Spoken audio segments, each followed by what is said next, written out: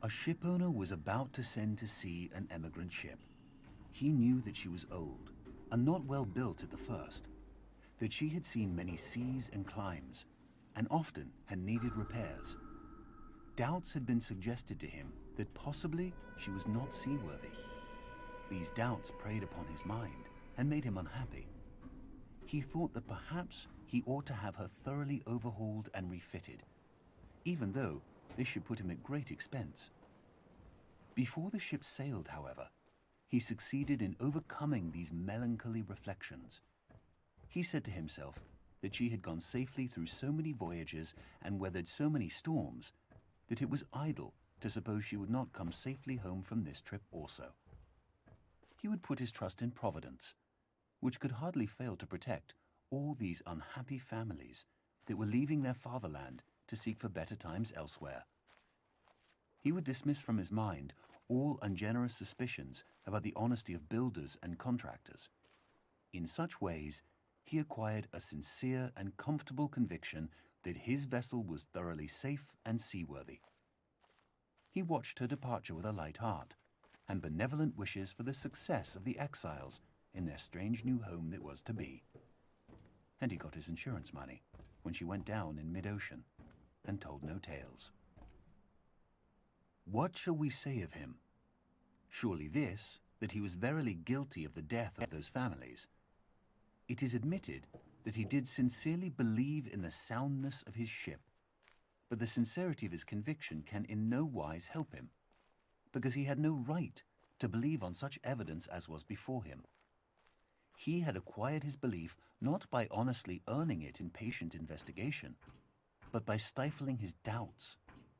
And although in the end he may have felt so sure about it that he could not think otherwise, yet inasmuch as he had knowingly and willingly worked himself into that frame of mind, he must be held responsible for it. William K. Clifford, 1874.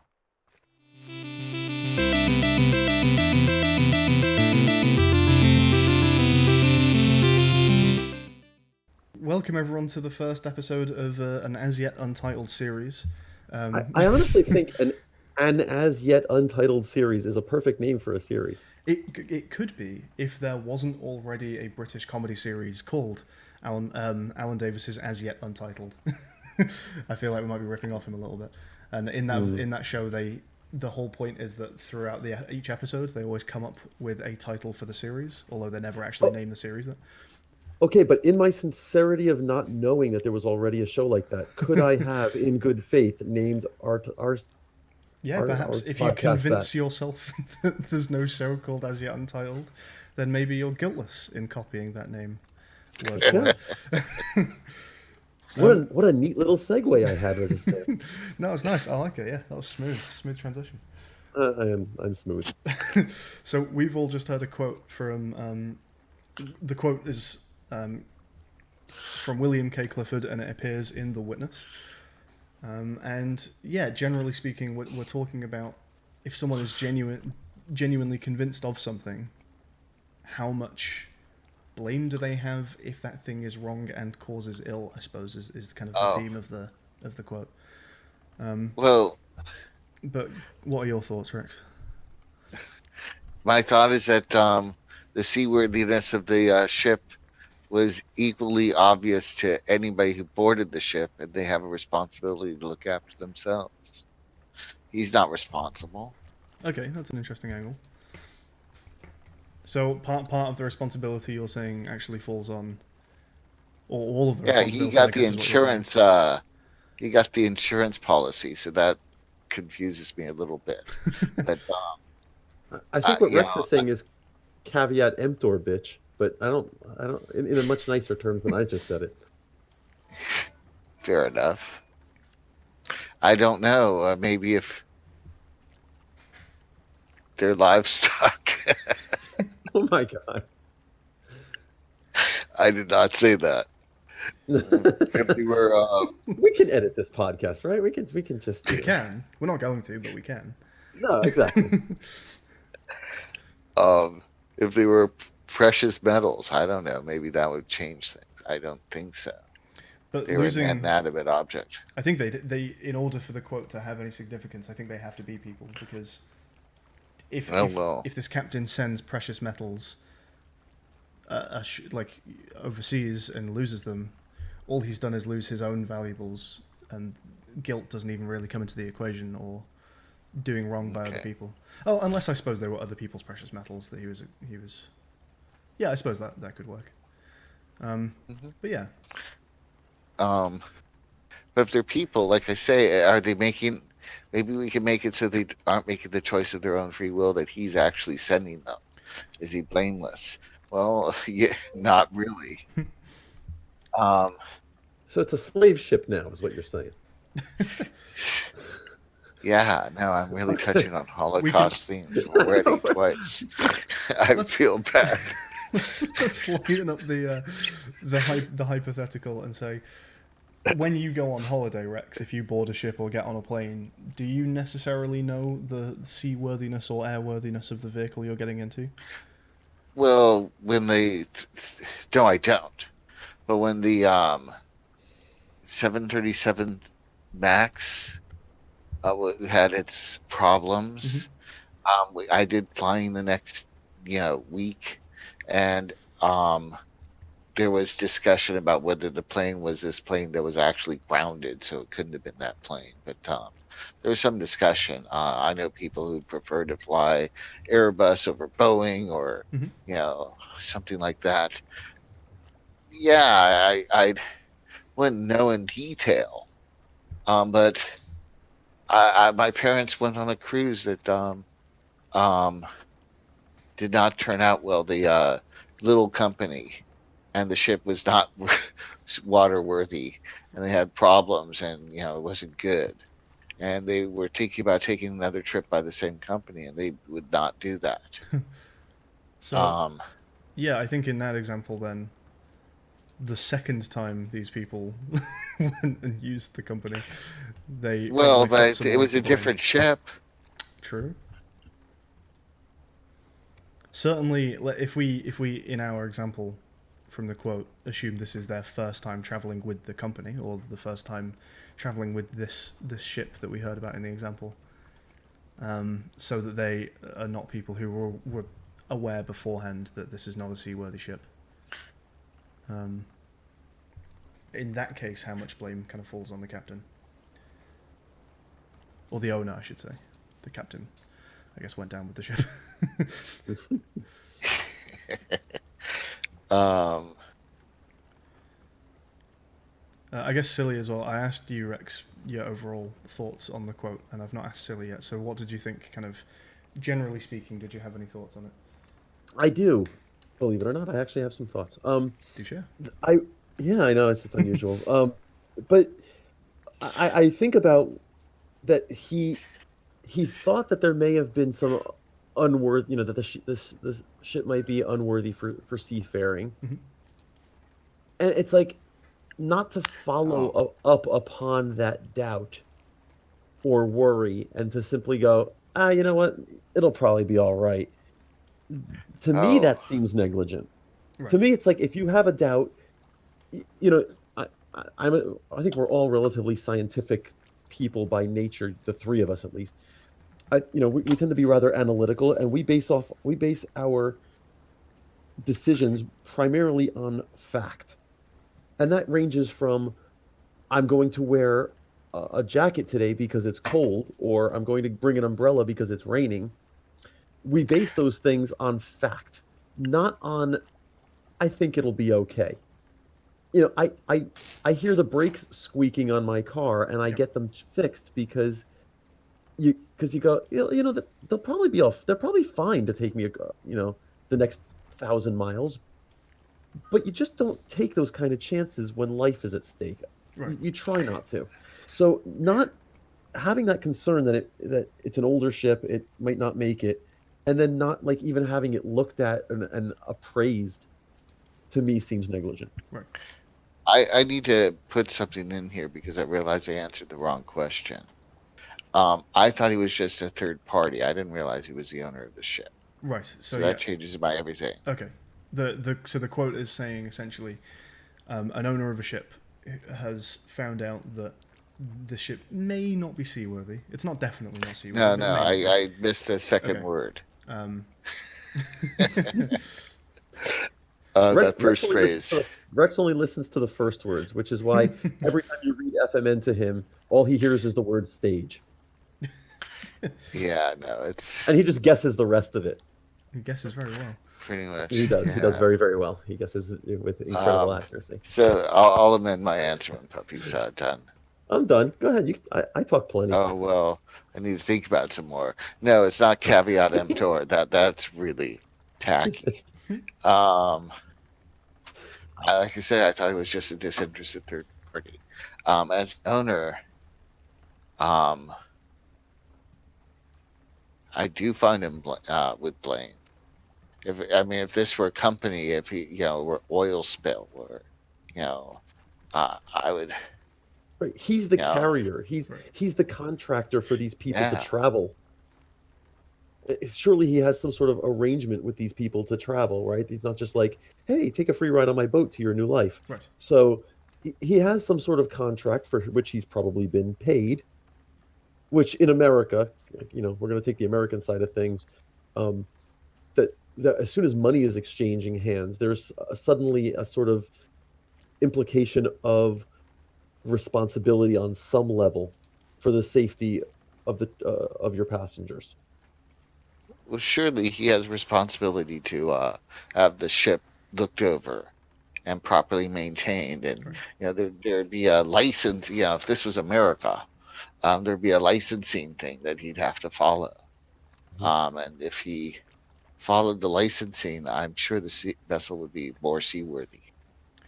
Well, I think in the quote, they talk about the fact that it has been assessed and it has been repaired, and part of what he's done in his self conviction in the seaworthiness of the ship is to say to himself, repairmen You're and overreacting. contractors must be all, honest enough to have a job, so when they tell me this ship is probably seaworthy, I have no reason to doubt them, so I have no reason to doubt myself, so I'm going to go ahead and believe that the ship is seaworthy.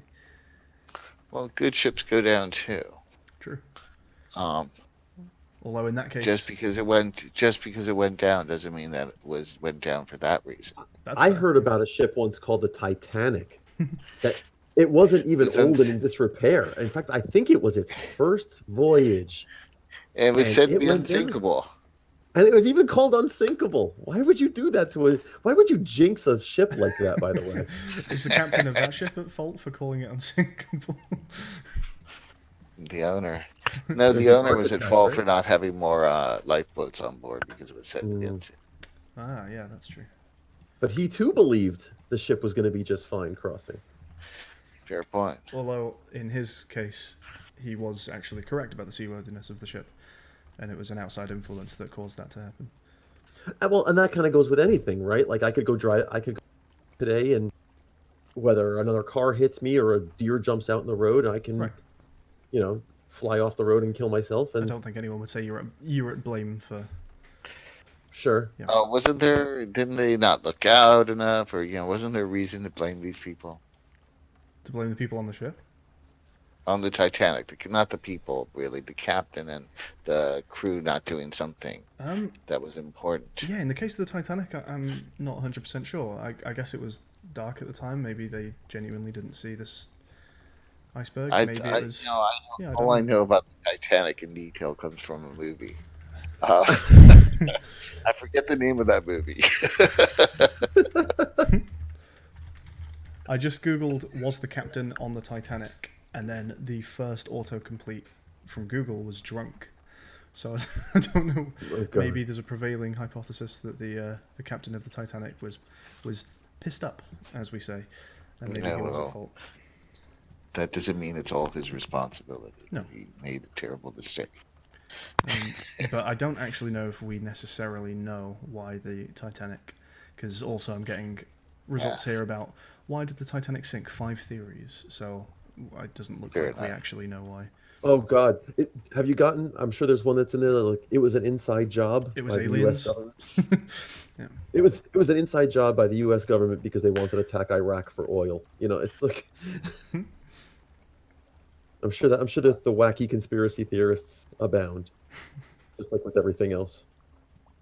Right, All right, but back to I'm gonna rein this back into the original quote because I think we can all agree, and there's not much contention really. I think that the captain of this boat that we're talking about is at fault. The owner. Yes, the owner of this boat is at fault because he convinced himself that the ship was definitely seaworthy based on little information, despite the fact that initially he was unconvinced. He went out of his way to convince himself, to self-delude to the point where he was happy for the ship to sail, even though he might not have known that it was ready to sail. I think that's an easy enough agreement to come to, but it does pose some slightly more contentious issues of how much blame does someone have if they were genuinely convinced based on some evidence, just faulty evidence, that they might not have known was faulty. Well, let's say they had a soothsayer say something. Right, that's, I think, a fantastic example. Let's say the captain is genuinely convinced of the efficacy of psychics, and a psychic tells him that the ship is guaranteed to be okay, and then it sinks. We'll put the psychic aside for a moment. How much blame in that case does the captain have now? the owner. The owner. Yeah, I keep doing that. Um, you know, It all comes from the point of who's judging. According if from the standpoint of the owner, he holds no blame because he made his decision based off of the assurances that work within his own belief structure. Right. When whoever's judging the blame for whether or not, for example, he were to be imprisoned or penalized or whatever, goes according to whatever system of whatever architectures and frameworks exist for that entity's way of determining guilt or innocence. So, for example, if it's based off of scientific evidence, then he is no less absolved after he checks with the soothsayer, because those methods are not considered valid for determining seaworthiness. Yeah. But if the captain determines them as valid, owner. does that change? Owner. Sorry. Owner. If he considers them valid, does that change anything? You're asking for our judgment. Yeah. If we were living in ancient Greece and this oracle, all powerful, all knowing, told them this, and I lived in that society and I had the beliefs of the society, yes, I'd hold them responsible.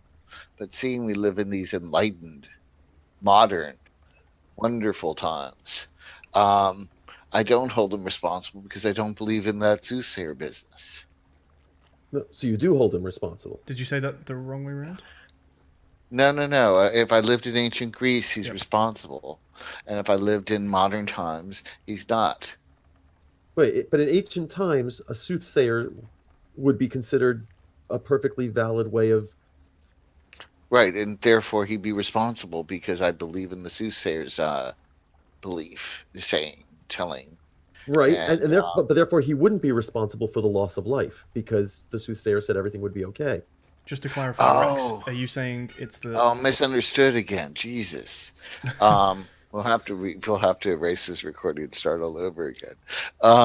No, I thought you said the soothsayer said it was going to sink, and otherwise it looked okay. Oh, I'm sorry. No, let's say yes. So let's say that the owner, consults a soothsayer, a psychic that says this ship will be fine, and then the ship sinks. Is the owner? Oh no, you're right. I said it backwards in this case. Sure. So you're saying that in ancient times he holds no guilt, no responsibility for the deaths, but in modern times he does. Yeah, no. In a time where soothsayers are to be believed, but do I really buy that now in the ancient times? I mean, this could be the Jane the crappy soothsayer as opposed to Mary the really good one. I'm just making this up. Um, you know, there's the Oracle at Delphi, and then there's all these other crappier Then there's ones then there's that then are there's the cheaper. Oracle at Tower Records down the street. Exactly. You get what you pay for. Exactly. um, I'm not sure. The ancient case is harder to justify, but the modern case is, yeah, he's responsible. I mean, you can't I trust. mean, that's why we have standards for things like seaworthiness, where we have or airworthiness, in case the Federal Aviation Association or Administration, the FAA, that goes and checks to make sure that you're not throwing tin cans up there, that you actually are having working planes. Well, we hold Boeing responsible in part because they should have known better, or they did know better, or I don't know. Somebody I heard argue, and I don't Or understand if this, that engineering testing was not sufficient, if well, somebody said they did it for money. They were greedy, and that's why they made this mistake. I'm not sure I understood that, but maybe it's because they didn't want to run extra tests. well, but I mean, every industry does this sort of thing, that they assess the value of a human life and the lawsuits that come with it against profits. For the longest time, automobile manufacturers didn't want to put seatbelts in because they figured it was cheaper to not manufacture with seatbelts and deal with the lawsuits than it was to put seatbelts in the cars. And after a while, the government kind of said, cut that shit out and put some damn seatbelts in the cars. Well, that's my understanding of the great McDonald's coffee lawsuit. Was they settled Oh my most God, cases for what a, less. what a path And we're heading down. We're going to the McDonald's hot coffee and the no, hot no, tub. I like this path. I've Don't get heard me it wrong. argued that they needed the punitive damages for McDonald's to actually change their policies, because McDonald's had already, settled tons of these lawsuits, and it was cheaper. People Probably, like coffee piping hot, and probably. From what I this heard wasn't the from first people, time. McDonald's coffee was way too hot. Like, it was nuclear Yeah, reactor hot. And coffee doesn't need to be nuclear reactor hot. I don't care if you're In driving it to work and then drinking it. But that's damn, part it of was the in fact, reason. it shouldn't be because it scorches the coffee. I think if I remember from rightly, you I think you the only number is know about about tea. 88 degrees Celsius is what you're supposed to put onto coffee. Otherwise, you end up scorching it, and it goes way more bitter. I'm sorry, Sky. Your authority is limited to tea. Coffee is tea. Coffee is not tea. Yes, it is. Oh my God! Now we're really having a good argument. Yeah, I know. I'm not prepared for this philosophical discussion at all. Tea has a pretty wide definition that can include coffee because you're brewing a drink with something that you've put in hot water. Coffee is tea. All right then. Anyway, back to ships. Yes, please. So I think I definitely see where Rex is coming from in the not knowing better in ancient times does absolve you of some, if not all, of the guilt of the deaths, because perhaps soothsaying is the best way of knowing whether a ship is going to crash out to sea, or at least it's believed socially that that's the case. I still would think, even back in ancient Greece, you'd at least have somebody who's built a ship before. Like, Probably. people had people. There was a profession where people built boats and ships, and I'm Yeah, sure you you'd could get a rather second have one of opinion those guys. from a boat builder. I'm sure you'd rather have one of those guys come out and go like, "Hey, man, that hole in the bottom of my ship is that cool, or is that going to be a problem?" I'm sure you'd want to. You'd check with one of those instead of a soothsayer. Although you'd still have one of those as a backup, I guess. Yeah. But if let's say this is a society where everyone Must universally, consult with this. yes, agrees that soothsaying is totally accurate, and everyone believes that. Oh, well, that's the law of the land right there then. Right. Also, everyone's got to see a soothsayer before they send off their ship. That seems only reasonable. Well, man, I see one before I fly to my folks in Phoenix too. So just seems like the right thing to do. But we're saying in modern times, the fact that scientific processes exist that could tell you whether the ship is seaworthy or not how much, and we're saying he still has some guilt because he's gone for a poor method. The soothsaying method is Yeah. demonstrably less. What's the word I'm looking for? Accurate. Yeah, than a scientific method. What if this owner of the ship is someone who's been brought up by parents and a family who denounce scientific inquiry? Like even though the society at large accepts science as accurate, if he's been brought up in a family that doesn't, how much should he have taken steps to correct those ideas that his family gave him by comparing them to everyone else's? Is he now absolved of the guilt because he was brought up in a family that said that science wasn't to be trusted? Rex, you want to go first? Oh no, you go first, Pups. Okay.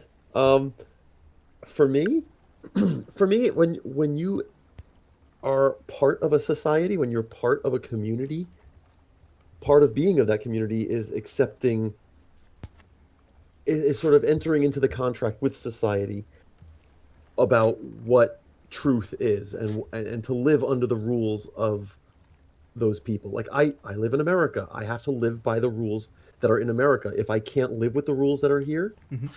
then I have to go somewhere else. Right. And especially somebody like this guy, who is, who's going to be transporting other people who have their own belief systems and their own lives and stories and stuff going on. When you're going to be providing a service, something that is publicly available, like you're not just going to live in your house and and isolate yourself from the rest of the world.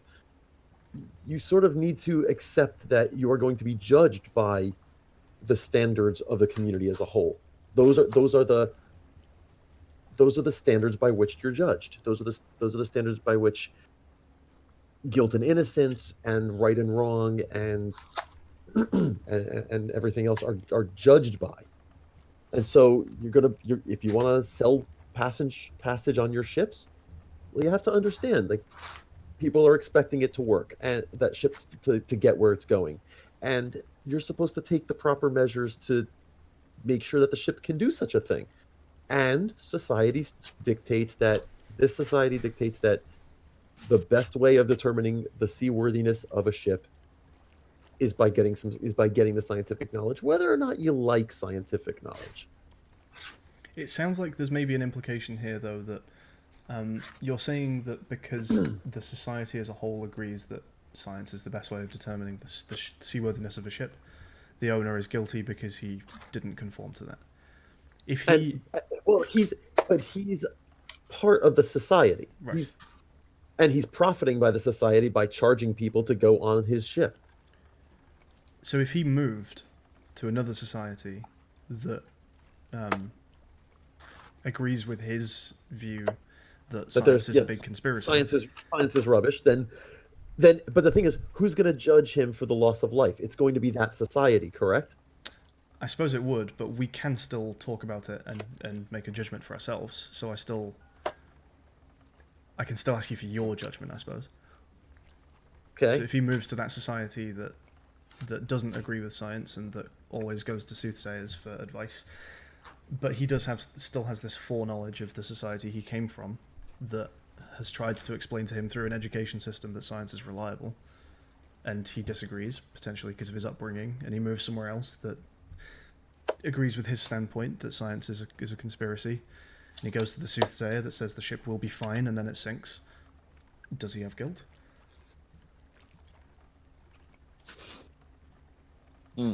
Oh, that's muddy. I think in their legal system, not. Legally, right, in no. their legal system, Yeah. but in your eyes, is he guilty? Is he guilty of something? Morally speaking, yeah. Is he at fault for seeking out a society that agreed with his point of view, I guess? I think he is, because it's a transcendent quality of his responsibility in that case.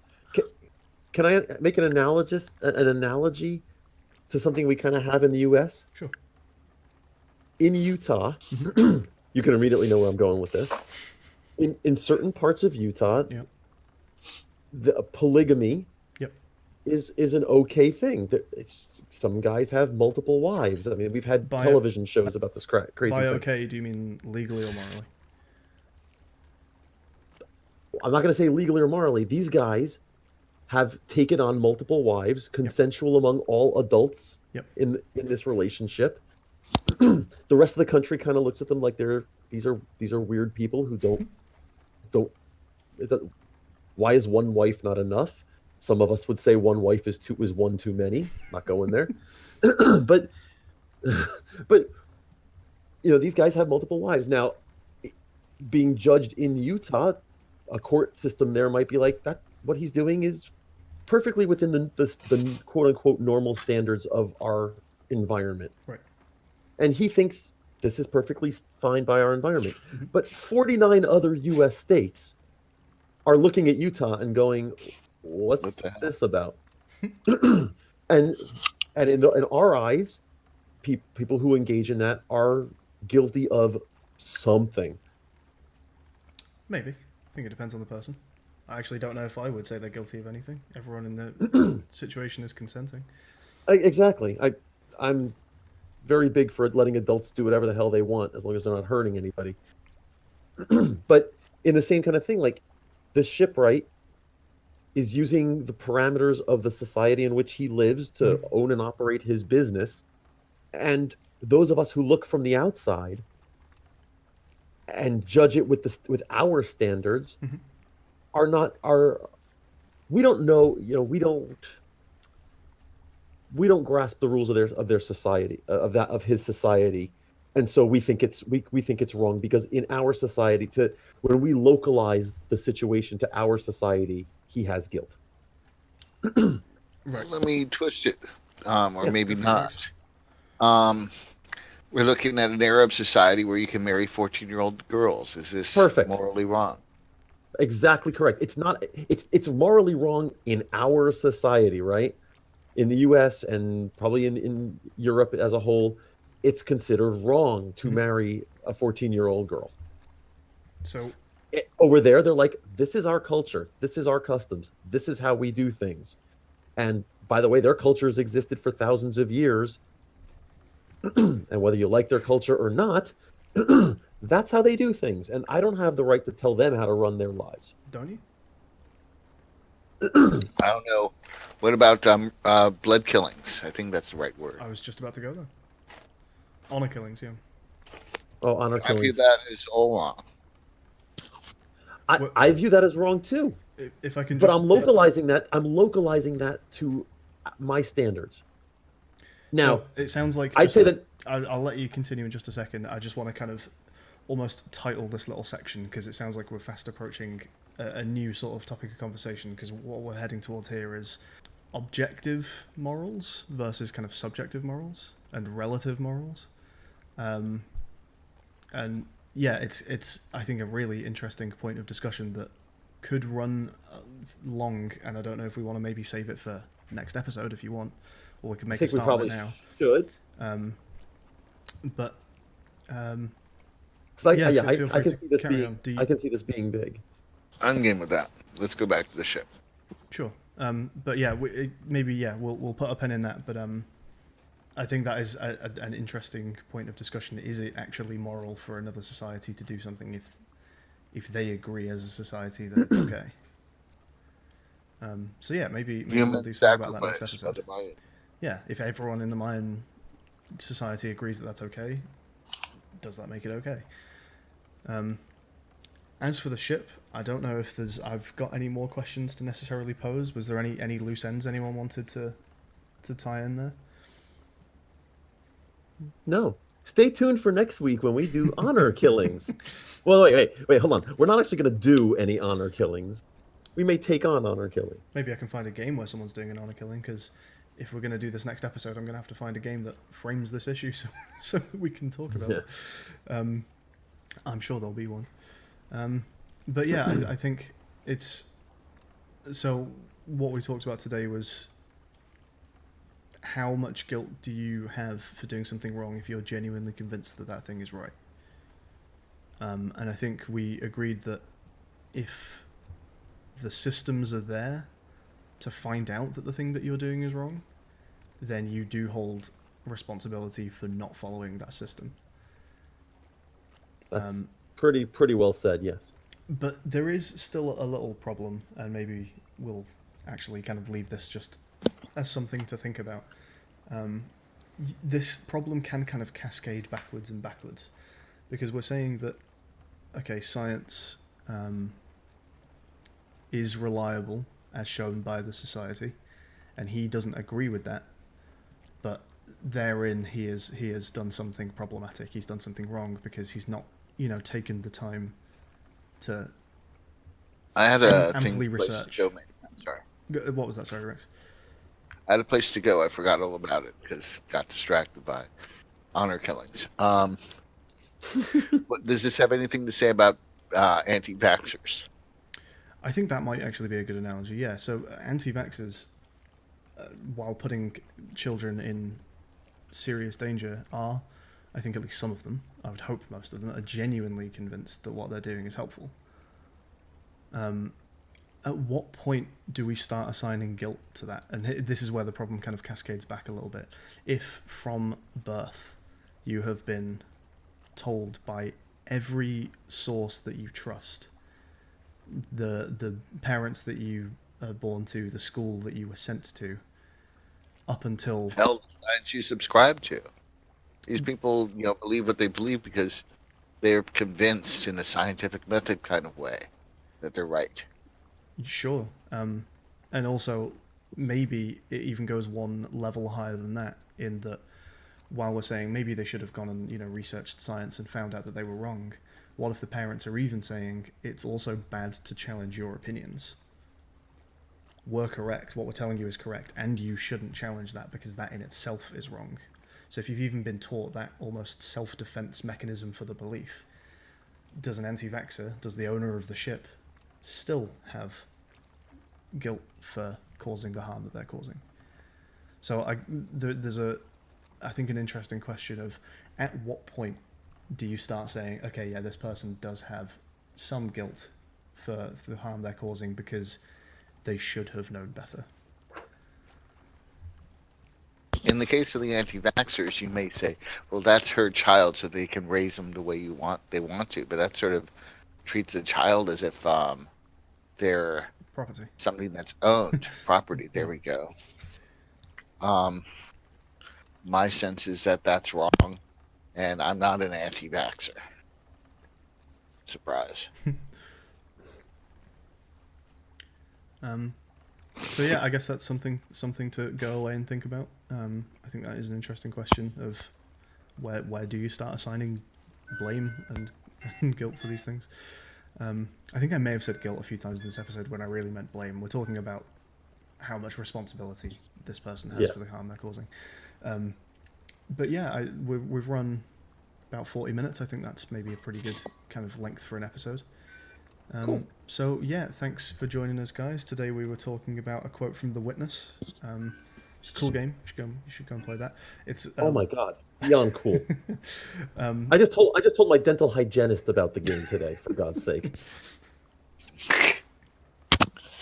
My friend that I had over today started playing it as well. That was fun.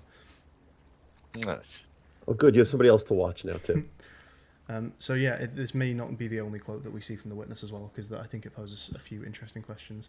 But it won't be the next episode. I'm going to try and vary it up. So next episode, join us for probably the continuation of the talk on subjective morality and objective morality.